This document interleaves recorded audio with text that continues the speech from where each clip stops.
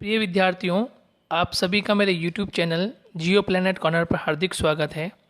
अगर आप इस चैनल पर नए हैं तो इसे सब्सक्राइब ज़रूर करें, साथ ही बेल आइकन को भी प्रेस करें जिससे कि मेरे आने वाले वीडियोस का नोटिफिकेशन आपको तुरंत मिल जाए। और यदि आपको वीडियोस पसंद आए तो इसे लाइक एंड शेयर करना ना भूलें। हेलो स्टूडेंट्स, भूगोल की सीरीज़ में हम कक्षा 11 के लिए भौतिक भूगोल के मूल सिद्धांत पाठ्य पुस्तक का अध्ययन कर रहे थे और लास्ट हमने मिनरल्स एंड रॉक्स यानी कि खनिज और शैलों का अध्ययन किया। इसके पश्चात आज एक नए चैप्टर के साथ भू आकृतिक प्रक्रियाएं, इंग्लिश में बोलते हैं जियोमॉर्फिक प्रोसेस, यानी भू मतलब पृथ्वी और पृथ्वी पर होने वाली विभिन्न प्रकार की जो आकृतियाँ होती हैं उनकी प्रक्रियाएं किस प्रकार से होती हैं, किन किन प्रक्रियाओं के माध्यम से भूमि के ऊपर विभिन्न प्रकार की आकृतियों का निर्माण होता है, इस पर हम चर्चा करने वाले हैं। तो वीडियो के अंत तक बने रहें ताकि महत्वपूर्ण जानकारी मैं आपसे साझा कर सकूं और हम ये देख पाएँ कि भू आकृतिक प्रक्रियाएं कौन कौन सी होती हैं जिसके माध्यम से धरातल असमतल प्राय है, धरातल समतल नहीं है। धरातल पर कहीं पर्वत, पठार, मैदान, घाटियाँ और एक तरफ हम महासागर देखते हैं तो महासागरीय क्षेत्रों में इतना विशाल महासागर का निर्माण होना, गर्तों का निर्माण होना, ट्रेंचेस का निर्माण होना, ये किस प्रकार से हुआ है, क्यों हुआ है, इनके बारे में हम इस चैप्टर में अध्ययन करेंगे। साथ ही साथ इसमें हम ये भी प्रोसीजर देखेंगे कि अपक्षय अपरदन की क्रिया क्या होती है, अपक्षय किसे कहते हैं, वैदनिंग का प्रोसेस क्या है, इरोजन का प्रोसेस क्या है और कौन कौन से ऐसे प्रोसीजर हैं जिसके माध्यम से पृथ्वी या धरातल पर विभिन्न प्रकार की स्थलाकृतियों का निर्माण या भू आकृतियों का निर्माण होता है। तो चलिए दोस्तों, शुरुआत करते हैं आज के इस लेक्चर की और बने रहिए मेरे साथ ताकि ज्योग्राफी संबंधित बेसिक से लेकर हाई लेवल तक की जो इम्पोर्टेंट चीज़ें होती हैं उसको मैं आप तक पहुंचा सकूं। देखिए दोस्तों, पृथ्वी की उत्पत्ति कैसे हुई, ठीक है, पृथ्वी की उत्पत्ति के पीछे कौन कौन सिद्धांत थे, इस पर हम चर्चा पिछले अध्याय में कर चुके हैं। उसके बाद इसकी प्रॉपर्टी किस प्रकार और अन्य आंतरिक संस्तरों का क्रम विकास कैसे हुआ, ये हम पृथ्वी की आंतरिक संरचना वाले अध्याय में पढ़ चुके हैं। भूपर्पटी प्लेट्स का संचलन किस प्रकार से हुआ है और कैसे हो रहा है, इसका अध्ययन हम पिछले महाद्वीप और महासागर जो चैप्टर है उसमें हम कंप्लीट कर चुके हैं। और फिर बाद में भूकंप, ज्वालामुखी के प्रकार एवं भूपर्पटी को निर्मित करने वाली शैलों और खनिजों के विषय में सूचनाओं की जानकारी हम पिछले अध्याय में प्राप्त कर चुके हैं। तो ये यहाँ तक हुआ अभी तक कि पृथ्वी की उत्पत्ति कैसे हुई है, पृथ्वी की उत्पत्ति में कौन कौन से सिद्धांत लागू हुए हैं, ठीक है, सौरमंडल में हमारी पृथ्वी कहाँ पर है, ये चर्चा हम कर चुके हैं। परपटी और आंतरिक संस्तर यानी कि स्टेजेस जो हैं आंतरिक भाग में, इंटरनल जो पार्ट है पृथ्वी का, अर्थ का, उस पर हम चर्चा कर चुके हैं। उनका विकास किस प्रकार का हुआ, कौन कौन सा भाग किस प्रकार का है, ये सब हम चर्चा कर चुके हैं। अब हम चर्चा करने जा रहे हैं कि पृथ्वी की भू आकृतिक प्रक्रियाएं कौन कौन सी होती है, यदि पृथ्वी के आंतरिक भाग में भी कोई ऐसी एक्टिविटी होती है तो वो किस प्रकार से उसके धरातल को परिवर्तित करती है, उस पर हमारी चर्चा होने वाली है। देखिए दोस्तों, यहाँ पर एक बहुत इम्पोर्टेंट बात कही है कि धरातल असमतल क्यों है। सबसे इम्पोर्टेंट हमारे दिमाग में एक क्वेश्चन मार्क आता है और इसी क्वेश्चन मार्क को लेते हुए हम आगे चलेंगे, क्योंकि जब तक हमारे दिमाग में कोई क्वेश्चन नहीं होगा, कोई प्रश्न नहीं होगा, जब तक हम उसका सही सॉल्व नहीं कर पाएंगे, उसके बारे में हम सही जानकारी प्राप्त नहीं कर पाएंगे। तो हमारे दिमाग में एक बात यह है कि धरातल जो है हमारा वो असमतल क्यों है, हमारा जो धरातल है वो असमतल क्यों है, क्या इसके पीछे कारण है। तो जब क्यों की बात होती है कि ऐसा क्यों होता है, ठीक है, क्या कारण हो सकता है, तो इन्हीं को जानने के लिए हम किसी ना किसी विषय की स्टडी करते हैं, चाहे वो साइंस का स्टूडेंट हो, ठीक है, चाहे वो आर्ट्स के किसी विषय संबंधित स्टूडेंट हो। तो जब हम किसी भी सब्जेक्ट्स में क्यों पर चर्चा होती है कि ऐसा क्यों हुआ है, इसके पीछे ऐसा होने के पीछे क्या रीज़न है, जब तक हमें वो चीज़ फिर समझ में नहीं आती, तो प्रश्न करना बहुत ज़रूरी है। इसलिए हमने प्रश्न किया है कि धरातल असमतल क्यों है। ठीक है, आप कक्षा 10वीं से कक्षा 11वीं में आए हैं और आपने भूगोल विषय लिया है, तो मैं आपसे प्रश्न पूछ सकता हूँ कि भूगोल विषय ही क्यों। ठीक है, इतिहास लिया है तो इतिहास विषय ही क्यों। ठीक है, ये प्रश्न है कि हम इतिहास विषय क्यों पढ़ें, हम ज्योग्राफी को क्यों पढ़ें, पढ़ने का कारण क्या है। तो जब हमने अध्याय शुरू किया तो वहाँ पर भी ये प्रश्न थे कि ज्योग्राफी को पढ़ने से क्या होगा। ठीक है, ज्योग्राफी बेसिकली क्यों, क्या और कैसे। ठीक है, ये ऐसा क्यों हो रहा है, इसके पीछे क्या कारण है, तो उनका अध्ययन करना बहुत ज़रूरी है। तो देखिए, सर्वप्रथम भूपर्पटी गत्यात्मक है। ये हम जानते हैं कि जो हमारी भूपर्पटी है यानी क्रस्ट वाला जो पार्ट है कैसा है, मूवेबल है। ठीक है, इसमें गत्यात्मकता है, या डायनामिक प्रोसेस हो रहा है, ये मूवमेंट कर रहा है, चल रहा है। आप अच्छी तरह से जानते हैं कि ये क्षैतिज अथवा ऊर्ध्वाधर दिशाओं में संचालित होती रहती है। क्षैतिज यानी हॉरिजॉन्टल और ऊर्ध्वाधर यानी वर्टिकल, यानी कि या तो ये सतह से सतह की ओर गति करती है या फिर ये वर्टिकल मोमेंट पर या ऊर्ध्वाधर गति दिशाओं में गति करती है। और पिछले अध्याय जो था हमारा महाद्वीप महासागरों का वितरण जो था, उसमें हमने यही पढ़ा था कि किस प्रकार से मूवमेंट होता है, प्लेटें किस प्रकार से मूवमेंट करती हैं। भूकंप में भी हमने यही बात कही थी आपसे कि भूकंप क्यों आता है, आने के पीछे कारण क्या है। तो ये सब जितने भी महाद्वीप हैं, ठीक है, एशिया है, अफ्रीका है, जितने भी 7 महाद्वीप हैं, ये प्लेट्स पे बने हुए हैं और इनके नीचे वाला जो भाग है उस पर ये प्लेट्स मूवेबल है, यानी तैर रही है। ठीक है, तो महासागरीय भाग और महासागरीय के ऊपर महाद्वीपीय भाग, तो ये निरंतर क्या कर रहा है, मूवेबल है, तैर रहा है, गतिशील है। लेकिन हमें इसका कुछ अनुभव नहीं होता, पता नहीं चलता, लेकिन ये मूवमेंट फिर भी होता है। निश्चित तौर पर ये भूतकाल में वर्तमान गति की अपेक्षा थोड़ी तीव्रतर यानी थोड़ी अधिक हो सकती है, संचालित होती रहती है ना। तो हम क्या देखते हैं कि भूतकाल में जो गति है वो वर्तमान की अपेक्षा थोड़ी अधिक है। भूपर्पटी का निर्माण करने वाले पृथ्वी के भीतर सक्रिय आंतरिक बलों में पाए जाने वाला अंतर ही पृथ्वी के बाह्य सतह में अंतर के लिए उत्तरदायी है। देखिए कितनी महत्वपूर्ण बात ये कहना चाह रहा है कि भूपर्पटी के निर्माण करने वाले पृथ्वी के भीतर यानी पृथ्वी के आंतरिक भाग में जो सक्रिय आंतरिक बल होते हैं, जैसे भूकंप हुआ, ज्वालामुखी क्रिया हुई, ठीक है, आंतरिक बल में पाए जाने वाला अंतर ही पृथ्वी के बाह्य सतह में अंतर के लिए उत्तरदायी है। यानी बाह्य सतह जो पृथ्वी का जो हमें क्रस्ट पार्ट दिखाई दे रहा है, जहाँ हम लोग निवास कर रहे हैं, उसमें जो अंतर है, उसमें जो अंतर दिखाई दे रहा है, उसका मूल कारण क्या है कि उसका मूल कारण ये है कि आंतरिक बल, जो पृथ्वी के आंतरिक बल है, उसमें जो अंतर हो रहा है, उसमें कोई डिफरेंस हो रहा है, तो उसका परिणाम हम कहाँ देख रहे हैं, धरातल पर। उसका परिणाम हम कहाँ देख रहे हैं, भूपर्पटी पर। ठीक है, देखिए फिर पढ़ लेते हैं। भूपर्पटी का निर्माण करने वाले पृथ्वी के भीतर सक्रिय आंतरिक बलों में पाए जाने वाला अंतर ही पृथ्वी के बाह्य सतह में अंतर के लिए उत्तरदायी है। यानी कि जो मूवमेंट, जो एक्टिविटी पृथ्वी के आंतरिक भूभाग में होगी, आंतरिक बलों के माध्यम से होगी, उसका रिजल्ट कहाँ हमें मिलेगा, धरातल पर। कहाँ मिलेगा, भूपर्पटी पर। कहाँ मिलेगा, बाह्य सतह पर। ठीक है, क्लियर। नेक्स्ट, मूलतः धरातल सूर्य से प्राप्त ऊर्जा द्वारा प्रेरित बाह्य बलों से अनवरत प्रभावित होता रहता है। यानी हम मूलतः क्या देखते हैं कि धरातल जो है वो सूर्य से प्राप्त ऊर्जा द्वारा प्रेरित बाह्य बलों से अनवरत प्रभावित होता रहता है, यानी वह भी प्रभावित होता है। निश्चित रूप से आंतरिक बल अभी भी सक्रिय है। यानी कि निश्चित रूप से क्या, जो आंतरिक बल है, पृथ्वी के आंतरिक बल जो इस्तेमाल होते हैं, भूकंप है, ज्वालामुखी, ये आज भी सक्रिय है। बिल्कुल निरंतर हम देखते हैं भूकंप की एक्टिविटी होती रहती है, ठीक है, ज्वालामुखी की एक्टिविटी होती है, तो ये निरंतर चलती रहती है। यद्यपि इनकी तीव्रता में अंतर है। ठीक है, तीव्रता में अंतर होता है। आप देखते हैं ना, भूकंप कहीं पर अधिक तीव्रता का आता है, कहीं पर उसकी इंटेंसिटी ज़्यादा होती है, कहीं पर कम होती है। तो ये कारण होता है कि वहाँ का जो स्ट्रक्चर है, उसके आंतरिक भाग का जो स्ट्रक्चर है वो किस प्रकार का है, ये उस पर निर्भर करता है। इसका तात्पर्य है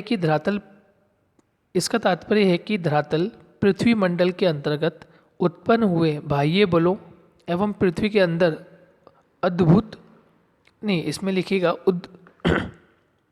अद्भुत, ये कुछ गलत लिखा हुआ है, उद्भव होगा ये। देखिए इसको ऐसे पढ़ते हैं, धरातल पृथ्वी मंडल के अंतर्गत उत्पन्न हुए बाह्य बलों एवं पृथ्वी के अंदर उद्भव आंतरिक बलों से अनवरत प्रभावित होता है। यानी ये क्या कहना चाह रहा है कि पृथ्वी मंडल जो है ना, जो हमें ऊपरी भाग दिखाई देता है, इसके बाह्य बल है ना, इस पर उत्पन्न होने वाले बाह्य बल पृथ्वी के अंदर जो उत्पन्न होने वाले आंतरिक बलों है ना, उनसे ही क्या है, अनवरत प्रभावित होता है। यानी ये कहीं ना कहीं प्रभावित देखने को मिलता है। नेक्स्ट, तथा ये सर्वदा परिवर्तनशील है, क्योंकि ये हमेशा परिवर्तित होता रहता है। बाह्य बलों को बहिर्जनिक तथा आंतरिक बलों को अंतर्जनित एंडोजेनेटिक बल कहते हैं। ये आपको ध्यान रखना है कि जो बहिर्जनिक बल होते हैं उनको एक्सोजेनेटिक कहते हैं। ठीक है, एक्सोजेनिक लिखा हुआ है, एक्सोजेनेटिक भी बोल सकते हैं। और आंतरिक बलों को अंतर्जनित या एंडोजेनिक बल कहते हैं। नेक्स्ट, बहिर्जनिक बलों की क्रियाओं का परिणाम होता है। बहिर्जनिक बलों की क्रियाओं का परिणाम होता है उभरी हुई भू आकृतियों का विघर्षण, वेयरिंग डाउन तथा बेसिन। ठीक है, हम क्या देखते हैं कि जो बहिर्जनिक बल होते हैं उसकी जो क्रियाएं होती हैं, उसका जो परिणाम निकलता है वो उभरी हुई भू आकृतियाँ हो सकती हैं। ठीक है, उनका घर्षण हो सकता है तथा विभिन्न प्रकार के जो बेसिन्स वगैरह बनते हैं, गर्त बनते हैं, का भराव। ठीक है, ये हमें देखने को मिलता है। धरातल पर अपर्दन के माध्यम से उच्चावच के मध्य अंतर के कम होने को तल संतुलन कहते हैं। ठीक है, धरातल पर अपर्दन के माध्यम से उच्चावच के मध्य अंतर। अब उच्चावच के मध्य अंतर क्या है, जैसे पर्वत है, पठार है, मैदान है, तो अपर्दन की क्रिया इन पर चलती है, इरोजन एक्टिविटी इन पर होती रहती है। और इरोजन एक्टिविटी होने के कारण कुछ भाग अधिक ऊंचा है, कुछ भाग नीचा है और कुछ भाग उससे भी नीचा है, लेकिन फिर भी इनमें क्या है, संतुलन स्थापित होता है। फिर भी इनमें संतुलन स्थापित है। इनका जो तल है यानी इनका जो बेस है, वो बेस कैसा है, ग्राउंड लेवल कैसा है, संतुलित है, संतुलन में है। ठीक है, अंतर्जनित शक्तियाँ निरंतर धरातल के भागों को ऊपर उठाती है। ये बिल्कुल सत्य बात है कि अंतर्जनित शक्तियाँ जो भी होती हैं, ठीक है, इंपॉर्टेंट बातें मैं आपको बता नहीं रहा हूँ, लेकिन ये जो भी मैं जिस पे अधिक जोर दे रहा हूँ आप उसको नोट्स फॉर्म में लिखेंगे।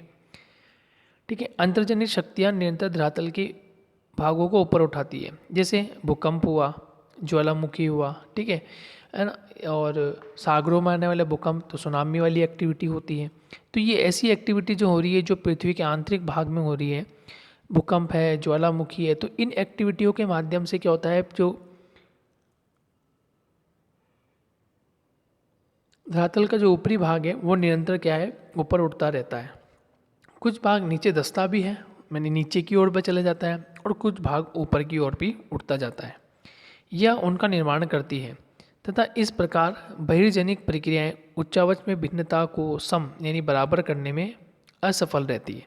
यही कारण है कि होता क्या है कि कहीं पर किसी पर्वत, किसी पठार, किसी मैदान का निर्माण होता है, तो वहीं दूसरी ओर क्या होता है, जो बहिर्जनिक प्रक्रिया है, जो एक्सोजेनेटिक फोर्स हैं, वो क्या करता है, इनमें भिन्नता उत्पन्न करता है और सम यानी बराबर करने में असफल, यानी इनको बराबर नहीं कर पाता। हम यूँ कहते हैं कि भाई पहले एक बार आप सारे पर्वत बन जाइए, फिर अपर्दन की क्रिया करेंगे, ठीक है, या फिर उस पर हवा के द्वारा या नदियों के द्वारा इरोजन या वेदरिंग का प्रोसेस होगा, इरोजन का प्रोसेस होगा। तो क्या ऐसा पॉसिबल है? नहीं, क्योंकि किसी वस्तु का निर्माण हो रहा है तो किसी वस्तु का पतन हो रहा है।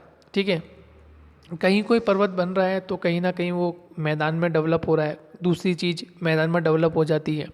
पठार डेवलप हो रहा है तो हो सकता है कि उस पर अपर्दन अब शुरू हो गया हो। तो इस प्रकार की एक्टिविटी होती है कि हमें कोई कुछ एग्जैक्ट पता नहीं है कि कौन सा पर्वत बन रहा है, कौन सा पठार बन रहा है, कौन सा महाद्वीप बन रहा है, कौन सा महासागर बन रहा है, ये हमें पता नहीं है। ये सब प्रोसेस जो है बहुत लॉन्ग टाइम, मतलब बहुत लंबी अवधि होती है, कब बनेगा, कैसे बनेगा, क्यों बनेगा, कहाँ बनेगा, इसका हमें पता नहीं होता। लेकिन जैसे जैसे वो प्रोसीजर में आती हैं वो चीज़ें हमें पता चलती जाती है, 10%, 20%, 50, 60, 70, जब हमें पता चलता है कि ये एक्टिविटी ऐसी हो रही है, इसके पीछे होने के पीछे कारण फिर हम ढूंढते हैं कि ऐसा क्यों हो रहा है, होने के पीछे कारण क्या है। ओके, तो आपको ये ध्यान रखना है। भिन्नता तब तक बनी रहती है जब तक बहिर्जनिक व अंतर्जनित बलों के विरोधात्मक कार्य चलते रहते हैं। क्योंकि भिन्नता इसलिए बनी हुई है क्योंकि अंतर्जनित बल अपना प्रोसेस कर रहे हैं और बहिर्जनिक बल जो है वो अपना प्रोसेस कर रहे हैं। कहीं भी इनके बलों में या इनके कार्यों में कोई एक भिन्नता नहीं है, ठीक है, हमेशा विरोध है, हमेशा विरोधात्मक एक्टिविटी होती है। यानी कि कुछ ऐसी एक्टिविटी हो रही है जहाँ आंतरिक बल अधिक लग रहा है, तो कहीं पर बहिर्जनिक एक्टिविटी अधिक हो रही है, तो वहाँ पर वो प्रोसेस अधिक हो रहा है। तो हमें ये एक्चुअल में पता नहीं चलता कि कौन सी एक्टिविटी कहाँ अधिक होगी, अंतर्जनित एक्टिविटी अधिक होगी या बहिर्जनिक एक्टिविटी होगी, इसका हमें आकलन नहीं लगा सकते। लेकिन हाँ, जैसे भूकंप है, ज्वालामुखी है, क्या हम इसका आकलन लगा सकते हैं? एग्जाम्पल के तौर पे देखें तो नहीं लगा सकते। या मैं ऐसे बोल सकता हूँ कि 10 दिन बाद यहाँ भूकंप आएगा, पॉसिबल है? नहीं है। हो सकता है 10 दिन से पहले आ जाए, हो सकता है 10 दिन के बाद आ जाए, या हो सकता है कि लगभग 1-2 महीने 3 महीने तक आए भी नहीं। तो ये हम कुछ नहीं कह सकते, क्योंकि पृथ्वी के आंतरिक भाग में वहाँ पे किस प्रकार का फॉर्मेशन हो रहा होगा या वहाँ कंटिन्यूसली फॉर्म में क्या चल रहा है, ये पृथ्वी के आंतरिक भाग में हमें इसकी जानकारी नहीं है। क्योंकि जहाँ तक हम जानकारी प्राप्त कर चुके हैं वहाँ तक हमें पता है कि यहाँ इस तरह की एक्टिविटी होगी, लेकिन वो एक्टिविटी कब होगी, कैसे होगी, किस समय पर होगी, हमें नहीं पता चलता। तो यहाँ क्या देखते हैं दोस्तों, यहाँ है कि बहिर्जनिक और अंतर्जनित बलों में जो विरोधात्मक कार्य चलते रहते हैं कि एक अपने लेवल पे प्रोसेस करता है, दूसरा अपने लेवल पे प्रोसेस करता है। चलिए आगे बढ़ते हैं। सामान्यतः अंतर्जनित बल मूल रूप से भू आकृति निर्माण करने वाले बल हैं।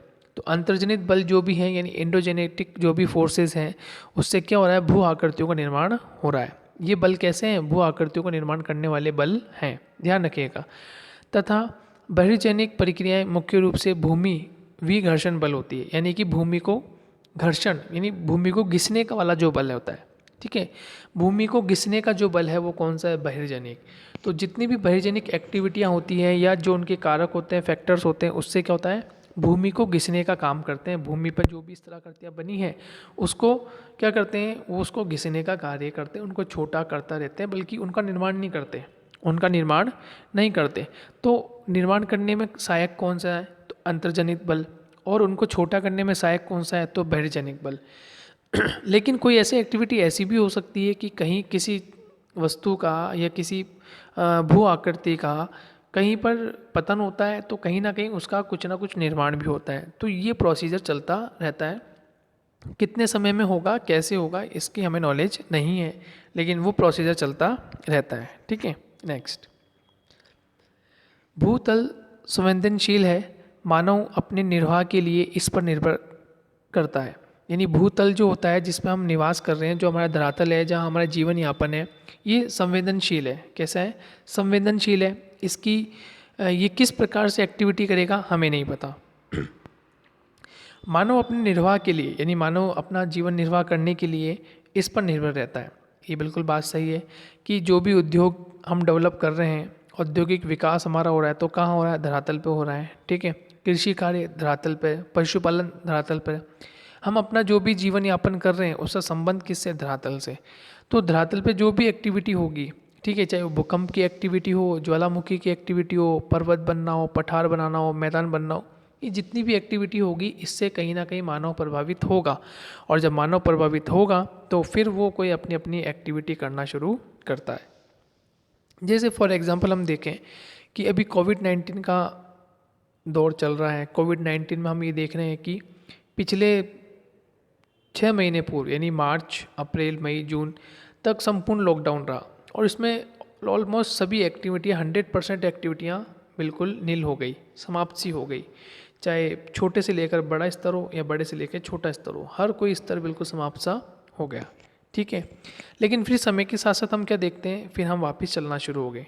ठीक है, विभिन्न देशों में आप देखें कि कुछ देश ऐसे हैं जहाँ पर कोरोना के एक भी पेशेंट आपको देखने को नहीं मिलते हैं, ठीक है, या बिल्कुल शून्य प्राय हो गया है, या उस देश ने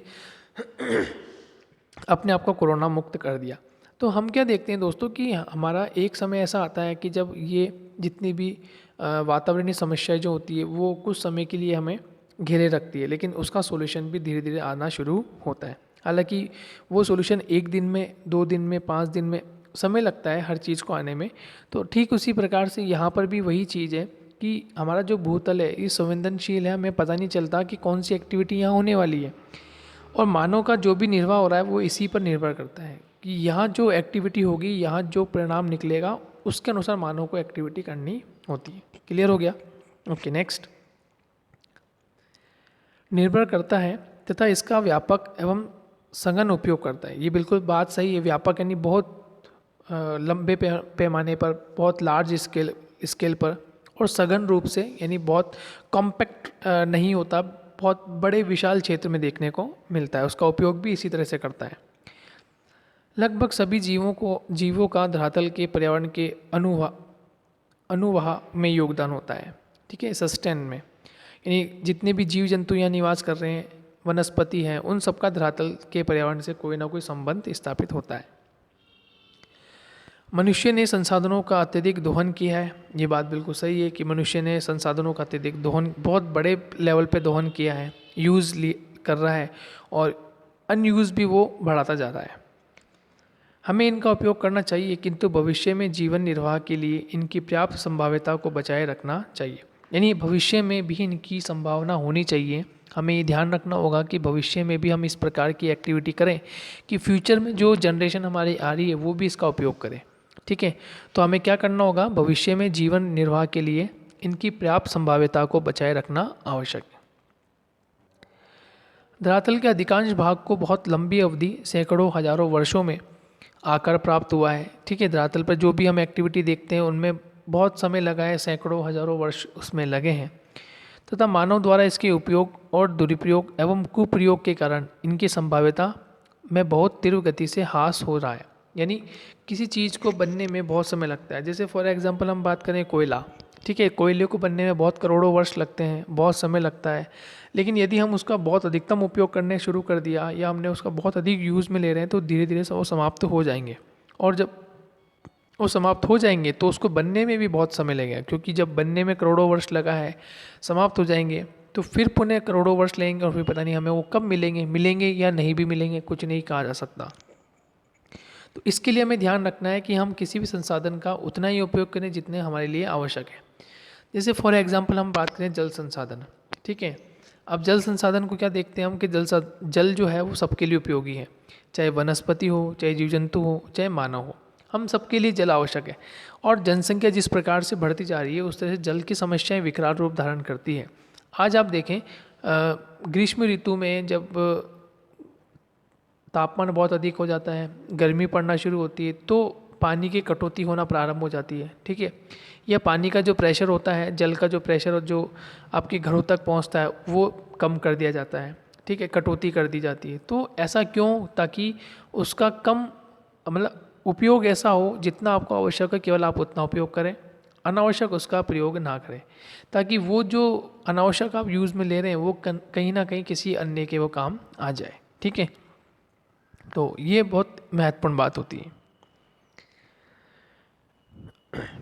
यदि उन प्रक्रियाओं जिन्होंने धरातल को विभिन्न आकार दिया है और अभी दे रही है तथा उन पदार्थों की प्रकृति जिनसे ये निर्मित हैं को समझ लिया जाए तो निश्चित रूप से मानव उपयोग जनित हानिकारक प्रभाव को कम करने एवं भविष्य के लिए इसके संरक्षण हेतु आवश्यक उपाय किए जा सकते हैं, ठीक है। बहुत इंपॉर्टेंट बात है। देखिए इसमें क्या कहने लगा है ये कि यदि उन प्रक्रियाओं जिन्होंने धरातल को विभिन्न आकार दिया है, अलग अलग आकार दे दिया और अभी भी दिया जा रहा है, ठीक है, वर्तमान में प्रोसेस चल रहा है, तथा उन पदार्थों की प्रकृति जिनसे ये निर्मित हुए हैं को यदि हम समझ लिया जाए तो निश्चित रूप से मानव जो उपयोग करता है तो जनित हानिकारक प्रभाव जो उसके होते हैं उसको कम करने एवं भविष्य के लिए उसके संरक्षण हेतु उपाय किए जा सकते हैं।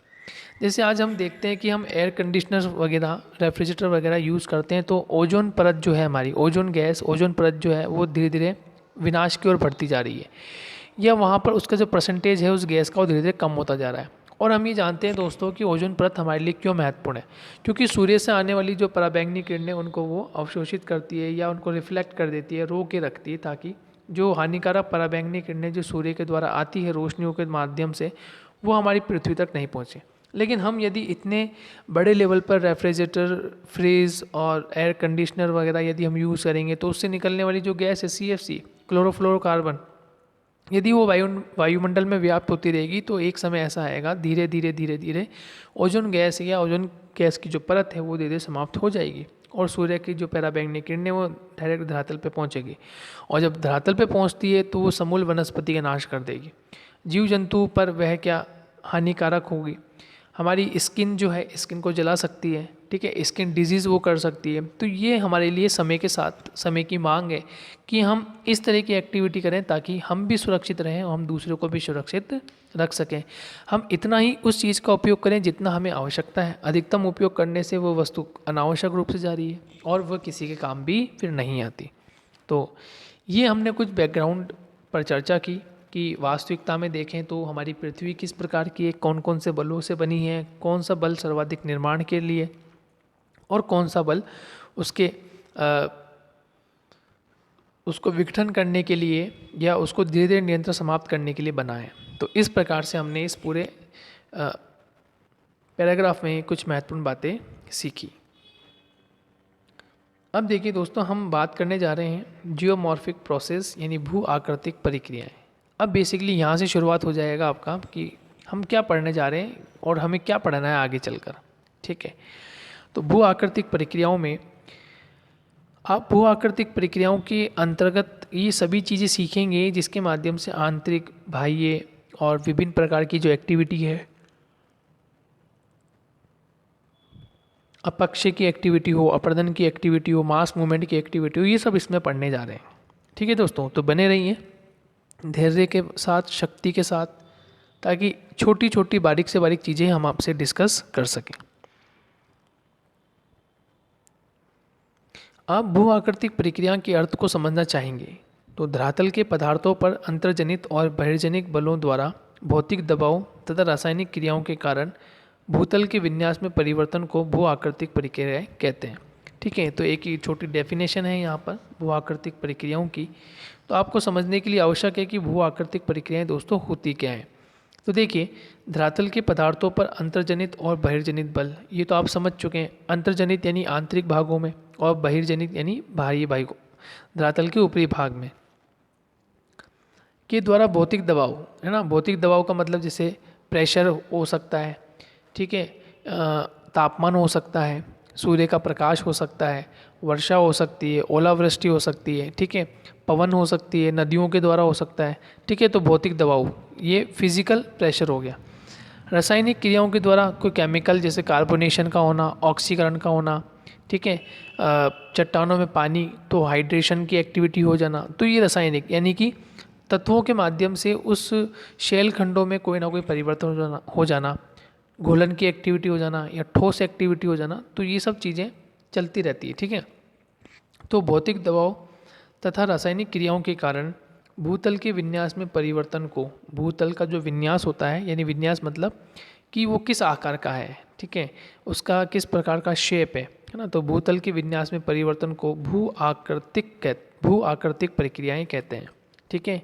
आपको समझ में आ गया होगा कि जियोमॉर्फिक प्रोसेस क्या होता है, कि हम क्या कर रहे हैं कि जो पृथ्वी की भू आकृति है उनमें परिवर्तन हो रहा है, हम नहीं कर रहे हैं, लेकिन ये फिजिकली हो रहा है सारा, है ना। भौतिक दबाव यानी फिजिकल प्रेशर हो रहा है, इसमें हमारा कोई रोल नहीं होता, फिजिकल प्रेशर चलता है, चाहे वो तापमान हो, वर्षा के रूप में हो, ओलावृष्टि के रूप में हो, ठीक है, जल के रूप में हो, जल के रिसने के रूप में, पवन के चलने के रूप में हो, हिमखंड के चलने के रूप में हो।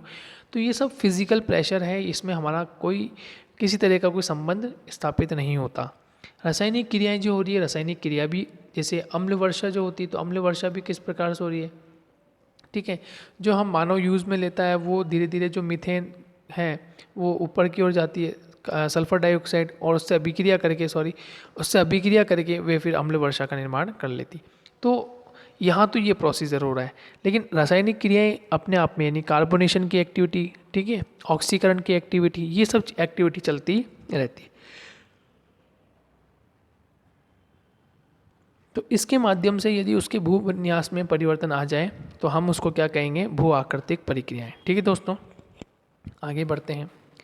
देखिए, पटल विरूपण यानी डायस्ट्रोफिज्म फोर्स एवं ज्वालामुखीता वॉल्केनिज्म अंतर्जनित भू आकृतिक प्रक्रियाएं। यानी पटल विरूपण का मतलब क्या होता है कि हमारी जो प्लेट्स होती हैं, जिस महाद्वीप है, महासागर, सब प्लेट्स से बने, तो इनमें यदि किसी प्रकार का कोई मूवमेंट होता है, कोई ऊपर नीचे कोई मूवमेंट हो रहा है, या हॉरिजॉन्टल हो रहा है, या वर्टिकली मूवमेंट हो रहा है, ठीक है, यह ज्वालामुखीता वॉल्केनिज्म की एक्टिविटी हो सकती है, वॉल्केनो आने की एक्टिविटी है। तो ये सब कैसे बल हैं, अंतर्जनित भू आकृतिक प्रक्रियाएं। ठीक है, जो इससे पहले की इकाई में संक्षेप में हम बात कर चुके हैं। उसके अलावा अपक्षय, व्रत क्षरण, अपर्दन एवं निक्षेपण। यानी अपक्षय यानी वैदरिंग, यानी किसी पदार्थ का उसी स्थान पर टूटना। मास वेस्टिंग यानी बहुत बड़े क्षेत्र का वेस्ट हो जाना, समाप्त हो जाना, है ना। अपर्दन यानी इरोजन, और फिर डिपोजिशन यानी कहीं पर उसे ले जाके जमा कर देना। ये सभी एक्टिविटी कैसी हैं, बहिर्जनिक भू आकृतिक प्रक्रियाएं। इनका इस अध्याय में विस्तार से विवेचन किया जाएगा। ठीक है, तो पहले तो हमने डेफिनेशन देख ली कि भू आकृतिक प्रक्रियाएं एक्चुअल में होती क्या है। इसमें दोनों प्रकार के फोर्सेस काम कर रहे हैं, यानी एंडोजेनेटिक फोर्स भी काम कर रहा है और एक्सोजेनेटिक फोर्स भी काम करता है। तो आपको ये लिखना है कि जो वास्तविकता में अंतर्जनित भू आकृतिक प्रक्रिया है उसमें हम पटल विरूपण, ठीक है, डायस्ट्रोफिज्म फोर्स को हम यूज़ में लेते हैं, और ज्वालामुखीता यानी कि वॉल्केनिज्म को हम यूज़ में लेते हैं, किसमें, अंतर्जनित भू आकृतियों में। उसके अलावा अपक्षय है ना, व्रत क्षरण है, इन सबको, निक्षेपण को, इन सबको हम किस में यूज़ में ले रहे हैं, इन सबको हम बहिर्जनिक भू आकृतिक प्रक्रियाओं में शामिल करते हैं। ठीक है दोस्तों, आगे बढ़ते हैं। प्रकृति के किसी भी बहिर्जनिक तत्व जैसे जल, हिम, वायु इत्यादि जो धरातल के पदार्थों का अधिग्रहण तथा परिवहन करने में सक्षम हो। अधिग्रहण ही मतलब उस पर अप्लाई कर लेना, उसको अपने में मिला लेना, ठीक है, अधिग्रहण कर लेना, ठीक है, एक्वायर कर लेना, ठीक है, किसी को कब्जा, उस पर कब्जा कर लेना, ठीक है। परिवहन करना यानी उसको एक स्थान से दूसरे स्थान ले जाना को भू आकृतिक कारक कहा जा सकता है। तो जल के द्वारा, हिम के द्वारा, वायु के द्वारा ये क्या करते हैं कि उसका अधिग्रहण कर लेते हैं, उसको अपने कंट्रोल में ले लेते हैं, और फिर परिवहन के द्वारा उसको एक स्थान से दूसरे स्थान की ओर ले जाया जाता है।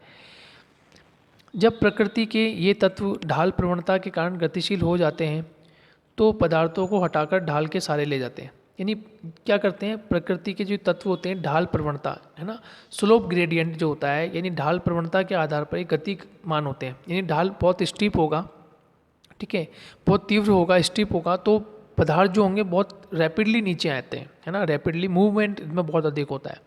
और जब ढाल जेंटल होता है यानी मंद ढाल होता है तो पदार्थ धीरे धीरे आना शुरू करते हैं। तो ये डिपेंड करता है कि वहाँ ढाल की प्रवणता कैसी है, यानी कि वहाँ जो स्लोप ग्रेडियंट है वो किस प्रकार का है, ये वहाँ निर्भर करता है, उन पदार्थों पे निर्भर करेगा, या उस सरफेस पे डिपेंड करेगा कि वहाँ पे जो स्लोप ग्रेडियंट है वो किस प्रकार का है। ठीक है दोस्तों, तो पदार्थों को हटाकर ढाल के सारे ले जाते हैं और निचले भागों में निक्षेपित कर देते हैं। यानी जैसे मान लीजिए कि कोई स्लोप है ना, जैसे मैं आपको यहाँ पर फॉर एग्जांपल एक डायग्राम के माध्यम से समझाने की कोशिश करता हूँ। जैसे मान लीजिए कोई स्लोप है, अब यहाँ से क्या होता है, ये पत्थर, ये कोई कंकड़ पत्थर है, ठीक है, जल के माध्यम से नीचे आ रहे हैं। तो देखिए ये स्लोप जो है ना कैसा है, स्टीप है, स्टीप मतलब खड़ा ढाल है। तो यहाँ से ये कंकड़ पत्थर एकदम से नीचे आएंगे और यहाँ आके इकट्ठे हो जाएंगे, ठीक है। अब ये भी थोड़ा ढाल इस तरह का है कि आपको ऐसा लगेगा कि शायद यहाँ से भी आगे पहुँच जाएगा। अब ढाल जैसे जैसे आगे बढ़ता है तो ये और यहाँ पर आके जेंटल हो जाता है या प्लेन हो जाता है, तो ये यहाँ पर रह जाते हैं और जल आगे चला जाता है। ठीक है, देख पा रहे हैं। तो यहाँ से तो ये ढाल बहुत तीव्र था तो आगे चला गया, अब यहाँ ढाल जो है वो मंद हो गया, तो यहाँ आकर ये पदार्थ रहना शुरू कर देते हैं। तो ये प्रक्रियाएं जो होती है वो वहाँ के स्थल रूप पर डिपेंड करती है कि वहाँ का स्थल रूप किस प्रकार का होगा। क्लियर हो गया दोस्तों, आगे बढ़ते हैं। भू आकृतिक प्रक्रियाएं तथा भू आकृतिक कारक विशेषकर बहिर्जनिक को यदि स्पष्ट रूप से अलग अलग ना कहा जाए तो इन्हें एक ही समझना होगा, क्योंकि दोनों एक ही होते हैं। ठीक है, तो मैंने अभी आपको बताया कि भू आकृतिक प्रक्रियाएं जो हो रही, जो प्रोसीजर हो रहे हैं, और भू आकृतिक जो कारक है वो एक ही हैं, अलग नहीं है। प्रक्रिया क्या होगी, प्रोसेस, कारक क्या हो गया, फैक्टर। तो करने वाले या करवाने वाले तो बात एक ही है ना। जो प्रक्रियाएं हैं, जो प्रोसेस में आने वाली चीज़ें हैं, वो एक्चुअल में फैक्टर से संबंधित होती है। यदि फैक्टर वहाँ पे इस प्रकार के होंगे, जैसे जल हो गया, हिमानी हो गया, वायु हो गया, तो वही तो प्रोसेस में ला रहे हैं उन चीज़ों को। तो ये एक ही चीज़ होती है, भू आकृतिक प्रक्रियाएं बोल लीजिए या भू आकृतिक कारक कह लीजिए, यानी जियोमॉर्फिक फैक्टर्स कह लेते हैं, कह दीजिए, या फिर उन्हें जियोमॉर्फिक आप प्रोसेस कह दीजिए। वो दोनों एक से संबंधित हो जाते हैं। ठीक है, एक प्रक्रिया एक बल होता है ना। जो प्रक्रिया है, जो प्रोसेस हो रहा है, वो एक प्रकार का फोर्स है ना। कोई भी प्रक्रिया हम कर रहे हैं जो धरातल के पदार्थों के साथ अनुप्रयुक्त होने पर प्रभावी होता है। एक कारक यानी एजेंट एक गतिशील माध्यम होता है। कैसा माध्यम होता है, गतिशील माध्यम होता है, जैसे प्रवाहित जल, हिमानी, हवा, लहरें, धाराएं इत्यादि। तो ये मूवमेंट करती है ना, ये गतिशील होती है, और गतिशील होती है तो फिर एक्टिविटी होती है। जो धरातल के पदार्थों को हटाता है, तो धरातल का पदार्थ हटता क्यों है, उसका कारण ये होता है। धरातल का पदार्थ हटता है, ले जाता है तथा निक्षेपित करता है। इस प्रकार प्रवाहयुक्त जल यानी जो जल बह रहा है, भूमिगत जल जो वाटर लॉगिन हो रखा है, हिमानी, हवा, लहरों, धाराओं इत्यादि को भू आकृतिक कारक कहा जा सकता है। तो ये सभी एक्टिविटी जो है, ये सब क्या है, भू आकृतिक कारक। तो ये इंपॉर्टेंट है दोस्तों, जो जो जिस पे मैं अधिक विशेष ध्यान दे रहा हूँ, बता रहा हूँ आपको, जोर दे रहा हूँ, प्रेशराइज कर रहा हूँ, तो वो चीज़ एक्टिविटी इंपॉर्टेंट है, वो आपको लिख लेनी है बिना कुछ बोले। ठीक है, यहाँ मैं नहीं बता रहा हूँ, अंडरलाइन नहीं कर रहा, तो इसका मतलब ये नहीं है कि आपको कुछ नहीं लिखना। ये सारी चीज़ें इंपॉर्टेंट है, मैं समझता हूँ। जो जो अभी तक मैंने जो सबसे ज़्यादा फोर्सफुली मैंने आपको बताया, वो आपको ध्यान रखने हैं। जहाँ मैंने एक रीडिंग चलने दिया, वहाँ आपको ज़्यादा विशेष ध्यान नहीं रखना है। नेक्स्ट, क्या आप समझते हैं कि भू आकृतिक कारकों एवं भू आकृतिक प्रक्रियाओं में अंतर करना आवश्यक है? तो ये क्वेश्चन मार्क है, इसको हम बाद में डिस्कस करेंगे। गुरुत्वाकर्षण ढाल के सभी गतिशील पदार्थों को सक्रिय बनाने वाली दिशात्मक यानी जो डायरेक्शन हमें मिलता है, ठीक है, जो डायरेक्शन हमें मिलता है वो गुरुत्वाकर्षण के सहारे भी हो सकता है।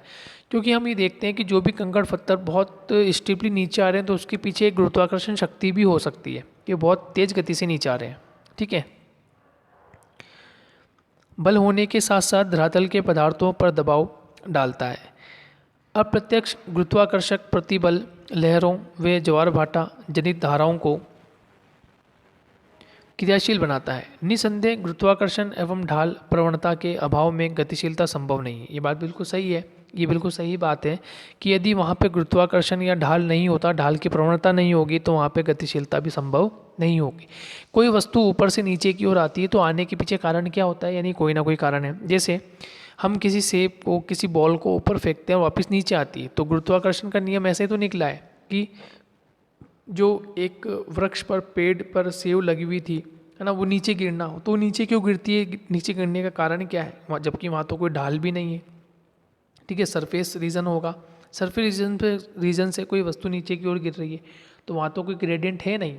ठीक है, लेकिन वो नीचे क्यों गिर रही है, उसके पीछे कारण क्या है, तो गुरुत्वाकर्षण बल है। ठीक है, तो इसको हमें जान लेना आवश्यक है कि हो सकता है कि ऐसी गतिशीलता के लिए हमें गुरुत्वाकर्षण और ढाल की प्रवणता के अभाव में गतिशीलता संभव नहीं होगी। अतः अपर्दन, परिवहन और निक्षेपण भी नहीं होगा। सही बात है कि आगे मूवमेंट कैसे हो रहा है, कोई ना कोई मूवमेंट के लिए कोई ना कोई ढाल तो होगा, कोई ना कोई उसकी प्रवणता होगी। यदि गुरुत्वाकर्षण भी नहीं है और कोई ढाल की प्रवणता भी नहीं है, तो वो जो पदार्थ होगा वो स्टेबल रहेगा, या तो फिर उसको किसी पदार्थ के माध्यम से धक्का मार के आगे ले जाया जाए, लेकिन फिर भी वही बात है कि वहाँ पे कोई ना कोई ढाल तो हमें देना ही पड़ेगा। गुरुत्वाकर्षण एक ऐसा बल है जिसके माध्यम से हम धरातल से संपर्क में रहते हैं, क्योंकि हम जो लोग हैं हम भी गुरुत्वाकर्षण बल से जकड़े हुए हैं। ठीक है, हमारा जो वायुमंडल है ये गुरुत्वाकर्षण बल से जकड़ा हुआ है। यदि ये नहीं होता तो शायद वायुमंडल नहीं होता, और हम जो धरातल पर स्टेबल है तो हम भी गुरुत्वाकर्षण बल के कारण ही स्टेबल हैं, जिसके माध्यम से हम धरातल से संपर्क में रहते हैं। ये वह बल है जो भूतल के सभी पदार्थों के संचलन को प्रारंभ करता है, कि भूतल पे जितने भी पदार्थ हैं उन सब में कहीं ना कहीं, किसी न किसी रूप में, कहीं अधिक कहीं ज़्यादा, तो ये गुरुत्वाकर्षण बल लगता है। सभी संचलन चाहे पृथ्वी के अंदर हो या सतह पर, प्रवणता के कारण ही घटित होते हैं, यानी कोई ना कोई इसमें ग्रेडियंट होता ही है। जैसे ऊँचे स्तर से नीचे स्तर की ओर तथा उच्च वायुदाब से निम्न वायुदाब की ओर, यानी ये बात आगे की है। लेकिन मैं आपको बता देता हूँ कि ग्रेडियंट मतलब कोई ना कोई ढाल होता है, ठीक है। ढाल होता है जब भी वो वस्तु ऊपर से नीचे की ओर आती है, जैसे वर्षा का पानी, है ना। मान लीजिए किसी चट्टानी क्षेत्र में या किसी पर्वतीय क्षेत्र में वर्षा वहाँ हो रही है और उसका जो जितना भी पानी है, जल जो है वो मैदान में आके इकट्ठा हो रहा है, तो नीचे आने के पीछे कोई ना कोई वजह हो सकती है। जैसे ढाल हो सकता है ना, क्योंकि ढाल क्षेत्र है, पर्वतीय क्षेत्र तो ढाल है, या फिर उस क्षेत्र की प्रवणता हो सकती है, ठीक है, ढाल हो गया। और या फिर उसका गुरुत्वाकर्षण बल भी हो सकता है। तो जल तो नीचे आ ही रहा है, तो जल पे हो सकता है दोनों फोर्स अप्लाई कर रहे हो, वहाँ ग्रेविटेशनल फोर्स भी काम करता हो और वहाँ पे स्लोप का ग्रेडियंट भी काम कर रहा हो। लेकिन ये भी है कि जो भी कंकड़ पत्थर साथ में वो लेकर आ रहा हो, तो वहाँ पे ग्रेविटेशनल फोर्स ज़्यादा काम करता हो। तो अभी तक हमने ये एक इम्पोर्टेंट बात और पढ़ ली कि क्या गुरुत्वाकर्षण और जो स्लोप ग्रेडियंट है वो काम आता है या नहीं आता। तो नेक्स्ट लेक्चर में फिर अब हम अंतर्जनित प्रक्रियाएं शुरू करेंगे, लेकिन ये अभी थोड़ा सा बेसिक नॉलेज था आपके, भू आकृतिक प्रक्रियाएं क्या होती है, कौन कौन से टूल्स वहाँ काम करते हैं, ये इस पर हमारी चर्चा हुई। और अंत में हमने ये भी डिस्कशन कर लिया कि ग्रेडियंट, स्लोप ग्रेडियंट क्या है, कैसे, और गुरुत्वाकर्षण जो ग्रेविटेशनल फोर्स है वो किस तरह से काम करता है, किसी वस्तु को नीचे खींचने में क्या उनकी कोई भूमिका होती है या नहीं होती। तो ये सोचने का विषय है, होती है तो क्यों होती है और होने के पीछे कारण क्या है। तो ये आपके लिए एक क्वेश्चन मार्क है। तो मिलेंगे नेक्स्ट वीडियो में, जब तक के लिए दोस्तों धन्यवाद, टेक केयर, बाय बाय।